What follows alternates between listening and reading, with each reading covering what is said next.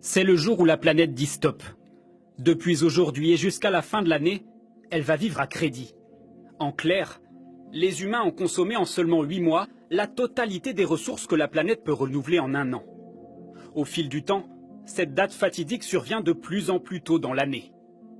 En 1970, c'était le 23 décembre. En 1990, le 13 octobre. Aujourd'hui donc, le 8 août. Comment expliquer ces changements ? Les émissions de gaz à effet de serre sont de plus en plus importantes. L'énergie ou les transports représentent 60% de notre empreinte écologique globale. Et les conséquences de cette surconsommation sont déjà visibles. Pénurie d'eau, déforestation ou raréfaction de certaines espèces animales. Si on prend un stock de poissons, vivre à crédit, ça va vouloir dire qu'à partir de demain, par exemple, on va commencer à pêcher des poissons plus petits, des poissons qui n'ont pas encore eu le temps de se reproduire. Et donc, on va impacter ce stock et faire diminuer finalement la masse et la disponibilité en poissons. Et donc, au final, dans quelques mois, quelques années, ce stock peut disparaître. Les pays développés sont les principaux responsables de cette dette écologique. Si chaque personne vivait comme un habitant des États-Unis, plus de 4 planètes seraient nécessaires. 3 si tout le monde était français, moins d'1 planète en revanche si nous vivions comme des Indiens. Les solutions, selon les associations écologistes, limiter ses déplacements, consommer moins de viande et éviter le gaspillage.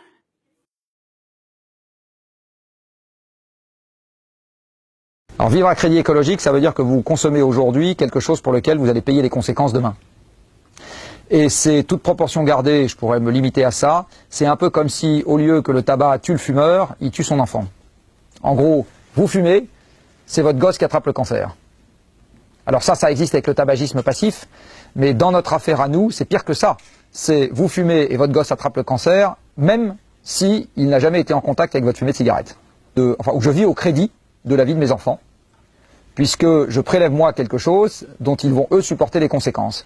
Alors en ayant puisé sans limite pour le moment dans le stock d'hydrocarbures et en n'en laissant donc pas aux gens qui vont nous suivre, et en ayant mis sans limite du CO2 dans l'atmosphère et en laissant aux gens qui vont nous suivre un climat perturbé alors que nous, on avait un climat stable, qui était une très bonne affaire pour toutes nos activités, on vit à crédit écologique. C'est-à-dire que c'est nous qui faisons l'emprunt et c'est plus tard que le remboursement devra se faire. Et essentiellement pas par les mêmes. L'essentiel des pays qui vont venir négocier à Copenhague sont des démocraties. Ce qui veut dire que le choix du pouvoir en place n'est jamais déconnecté des citoyens qui les élisent. La manière dont nos gouvernants vont se comporter à Copenhague n'est pas déconnectée du signal qu'on leur envoie, nous comme citoyens, consommateurs, électeurs, parents d'élèves, automobilistes et tout ce que vous voulez. Est-ce qu'on peut faire abstraction de la décision politique pour gérer le problème? La réponse est évidemment non, puisque le mandat du politique, c'est de trouver des règles de vie en commun qui permettent de résoudre les problèmes. Mais ces décisions, ils ne les prendront jamais frontalement contre la volonté de la totalité de l'opinion. Donc nous, on doit les aider en leur disant, bah oui, on a bien compris comment se présentait le problème et il faut qu'on soit d'accord avec ce truc-là, au moins en majorité, sinon ils ne bougeront pas. Est-ce que le politique est aujourd'hui prêt à prendre les bonnes décisions de manière très inhomogène parce que c'est très lié au degré de connaissance qu'ils ont des problèmes, et ce degré de connaissance est lui-même extrêmement inhomogène et globalement très insuffisant. Donc les gens qui nous représentent aujourd'hui, ils n'ont pas une bonne idée du problème physique dont on parle, et ils n'ont pas une bonne idée de la course